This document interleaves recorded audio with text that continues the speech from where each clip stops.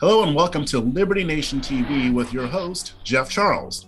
The situation in Ukraine continues to heat up as Russian forces move further into the country. Ukrainian forces are putting up quite a fight, and the country's president, Volodymyr Zelensky, is looking for as much help as he can get. I have with me Liberty Nation's expert on all things military, Principal Deputy Undersecretary of Defense, Dave Patterson. Thanks for joining the program with me, Dave. Thank you, Jeff. Happy to be with you. And it is the former Principal Deputy Undersecretary of Defense Comptroller. yeah, that was a past life. but Indeed. But before we get into this, I mean, this whole situation has been going on for a couple of weeks now. Can you give us a quick update on the current situation in Ukraine as it stands today? Well, as you say, the Ukrainians are putting up a really good fight. It's now the 12th day of this Russian invasion and unprovoked invasion into Ukraine. And according to Ukrainians, they have actually retaken a city that had previously been occupied by the Russians, the Chuhuyev. And that's quite an accomplishment to recapture something that has been taken away. Gotcha. So here's a question. I mean, Biden is getting a lot of criticism over this, as you can imagine.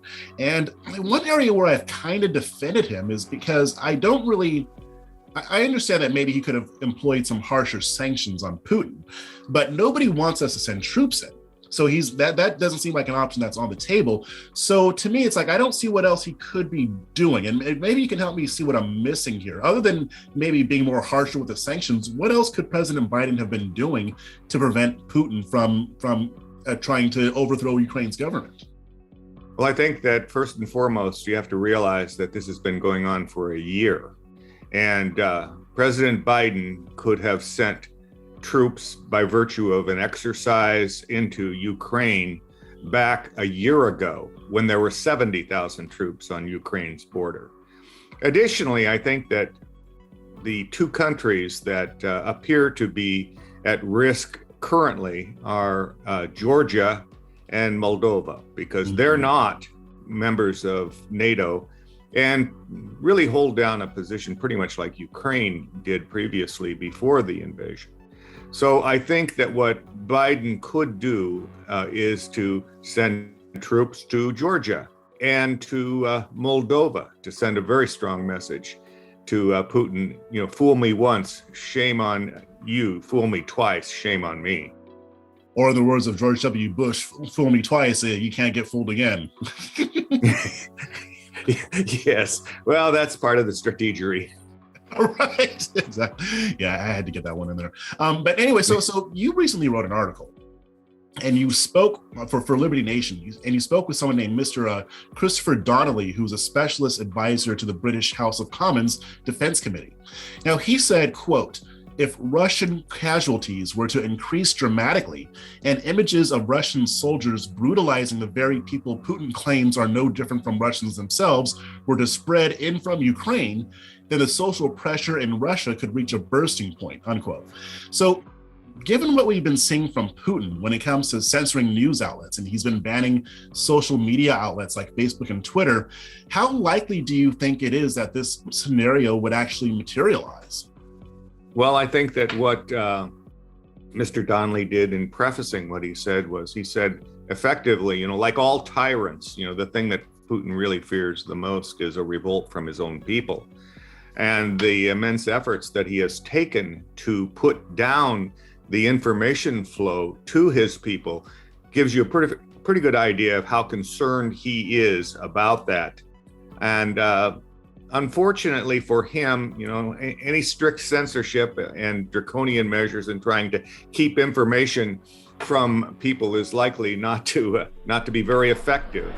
And because of, there's a complete blackout of information is simply not possible. Gotcha. Okay.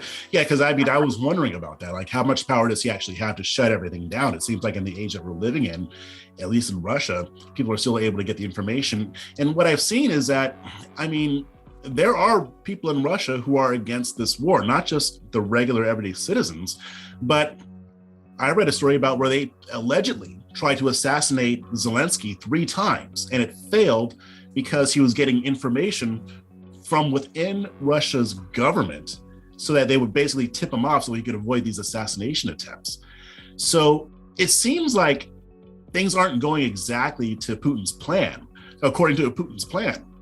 Do you think it's possible that in this in particular endeavor that he may have bitten off more than he can chew, or do you think that he'll figure out a way to overthrow Ukraine's government and accomplish his goals? I think there's been quite a bit of miscalculation on the part of Putin. He first thought that by going in, it would be an easy trek across Ukraine. That proved not to be true. He has, as we've talked about, experienced extremely harsh resistance by Ukrainians.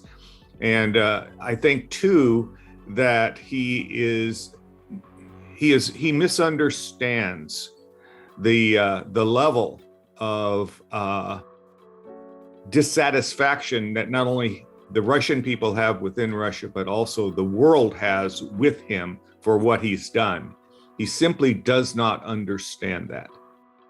So let's say, because it's very hard to predict how this whole thing is going to turn out, Dave. I've been getting back into this to looking at foreign policy because I hadn't been really looking into it that much. But when I'm looking at the situation, it's possible that he may get what he wants here, but it's also very possible that he could not get what he wants. So what kind of scenario, what would it look like, in your opinion, if he didn't get what he wants? It seems like they'd have to find a way for him to bow out in a way that doesn't cause him to lose face. How do you think that could possibly work?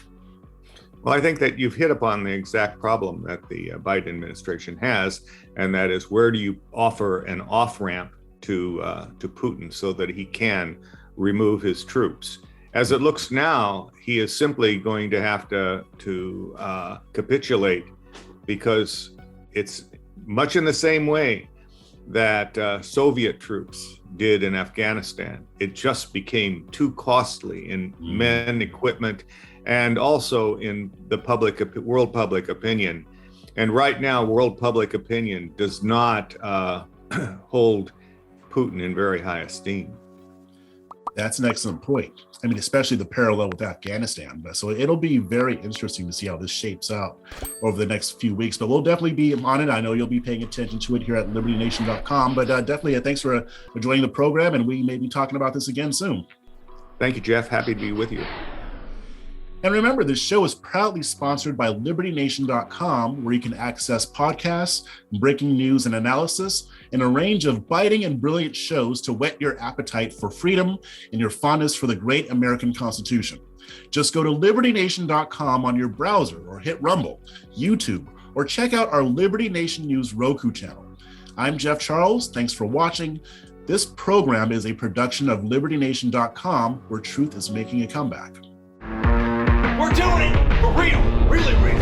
Liberty Nation. And Jeff Charles, contributor for LibertyNation.com. I think we're starting to make an impact. Liberty style, fight for freedom. Maybe tracking polls sponsored by Liberty Nation for Thursday. Mentioned by Dan Bongino, Rasmussen, Jordan Peterson, and I others. can do it again if you want me to. Cited in Mark Levin's American Marxism. I think we're starting to make a really big impact. Get noticed. We're doing it. Rock on. I'm gone.